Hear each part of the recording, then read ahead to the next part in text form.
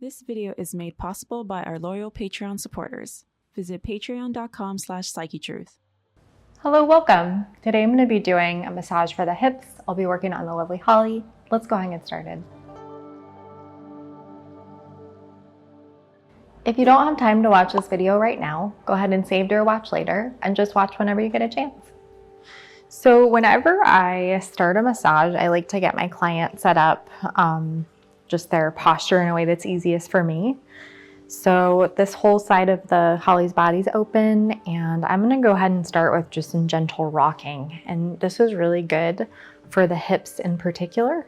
And it also helps the front hip flexors hopefully relax a little bit, which I'm not able to put hands on with Holly in this position. So my goal right now is just to help everything relax. And there's something about this that can be very soothing.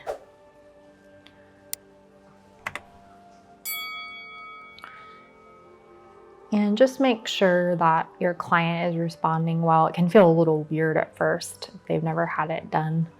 If you feel gripping in their hips, then maybe slow down your rocking or explain what you're doing.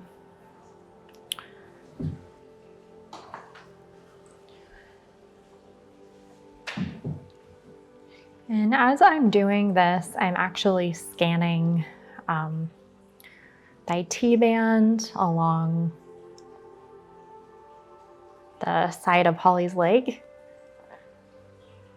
And I'm also just feeling for how bony her sacrum is. And I really like to work on this thicker connective tissue around and along the iliac crest. When you kind of stretch all that out, it can really help free up the hip a little more, but you do have to be careful of pressing on any bony structures. So I usually do a couple of passes up the leg, and the second time, I'm actually gonna just focus on this IT band a little bit more.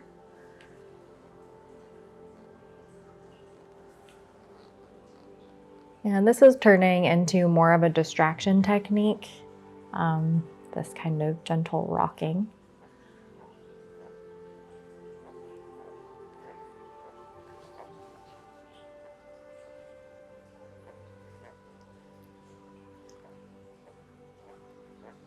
And just paying close attention to if one hip kind of feels a little bit stuck, like when I'm rocking. A lot of clues with the warm-up that you do. And I'm gonna land on this glute medius. Land on this glute medius.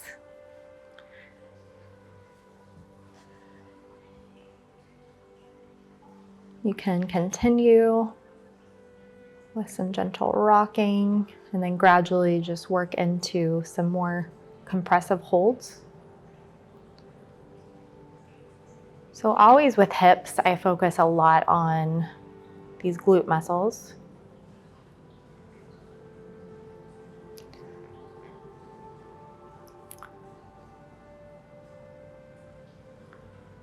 Focusing on this glute medius more than anything.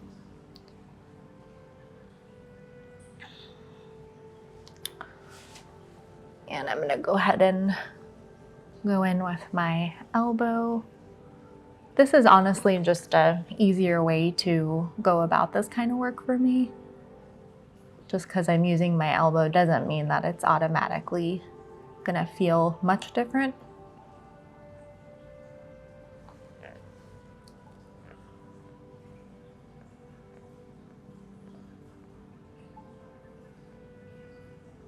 But as I start adding more pressure, I do introduce the rocking a little bit just to distract my client, and it can feel a little more satisfying than those static holds. It just kind of depends.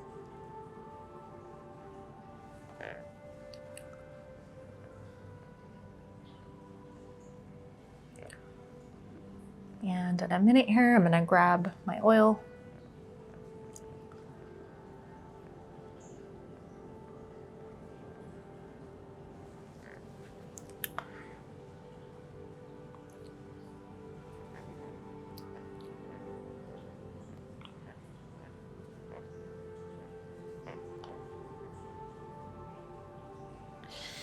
And I grab my oil.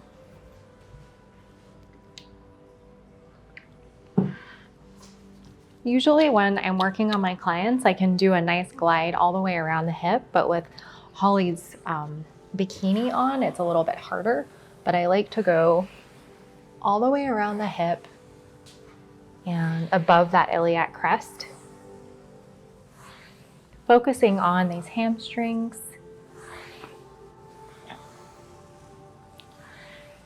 And that glute max. I'm not really doing much right now for that big glute muscle, but making sure that I don't have to go back and forth with oil. So your flow is going to feel very choppy if you try to apply much pressure on the way down. So just not losing contact on the way down.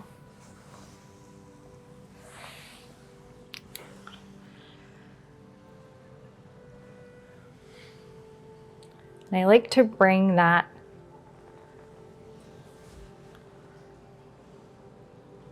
effleurage stroke into that glute max. I find that you kind of have to do that internal and external rotation, that pin and stretch technique, to do deeper work in the glute max, but this is really great for warming up the soft tissue and helping Holly to make those connections, that mind-body connection of these different muscles and how they work together.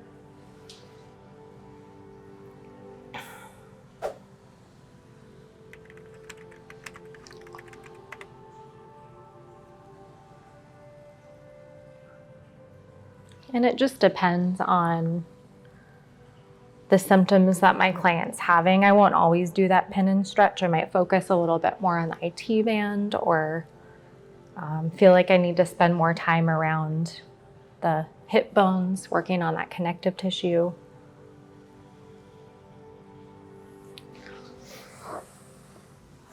So that might be enough for the glute max. I'm going to start working my way into the IT band. This can be a little bit of an awkward angle, but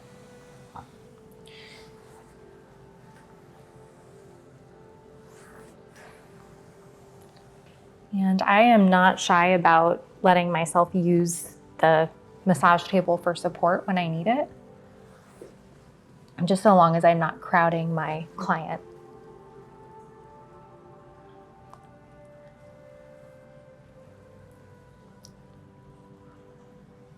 As you get closer to the greater trochanter, you're going to feel, you just need to be careful of hitting any bony structures.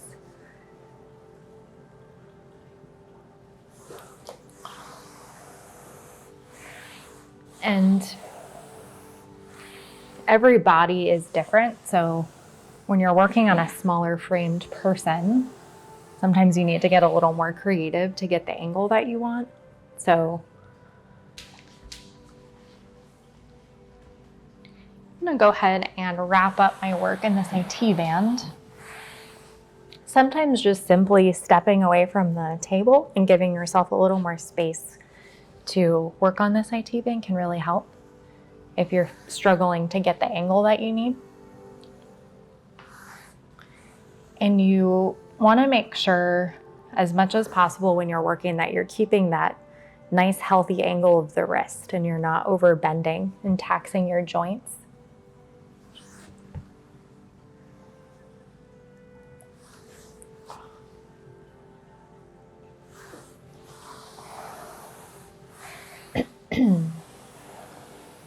And I'm going to go ahead and work my way up around that hip bone. I might need to grab a little more oil. We'll see. But I'm just gonna start working my way around this iliac crest, tracing the edge of Holly's hip bone, feeling for how sticky, how thick that connective tissue feels. And as I go in with more pressure, just making sure that I'm not hitting those bony structures. You also have to be a little careful of this last floating rib.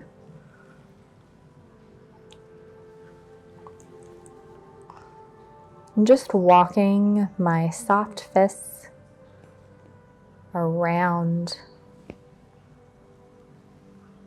the iliac crest. Is a great way to stretch all this out.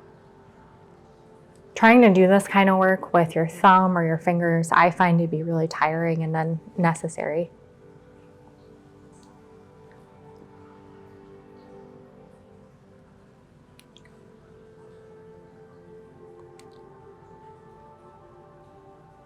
And just ever so slowly tracing around that hip bone. As you spend a little more time here, you're going to start to pick up on areas that might be a little more contracted and need more attention.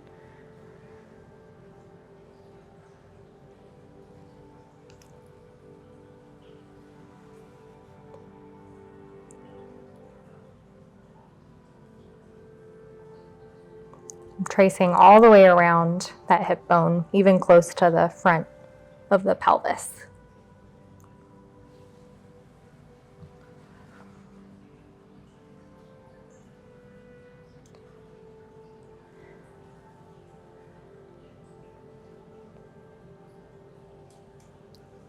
And sometimes I will, at this point, spend a little bit more time on this glute medius.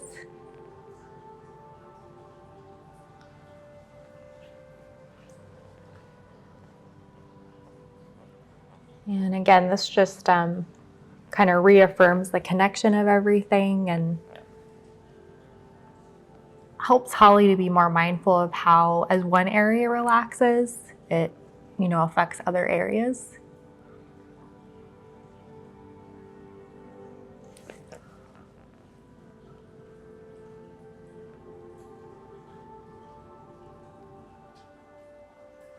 You can bring this technique all the way into the glute max if you want. I don't find that it's as effective without the pin and stretch technique. Sometimes I'll just skip that. I don't feel like it's necessary, or if I don't have time.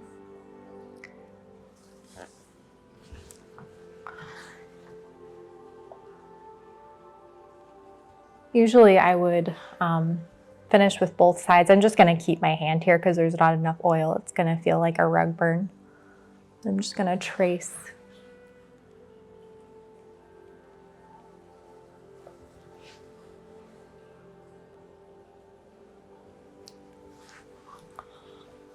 And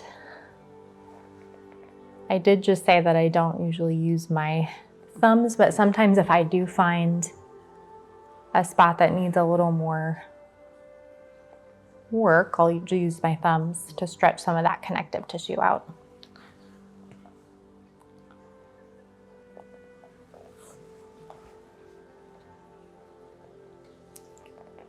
Just being mindful of how my thumbs feel and making sure I don't overwork them.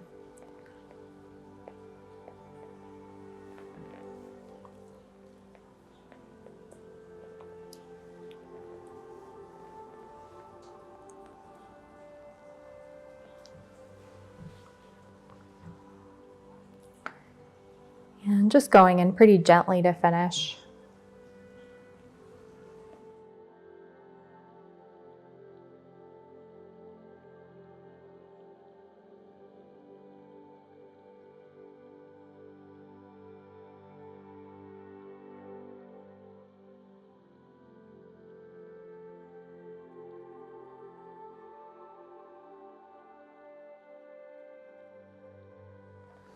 And just nice and slow, go ahead and release.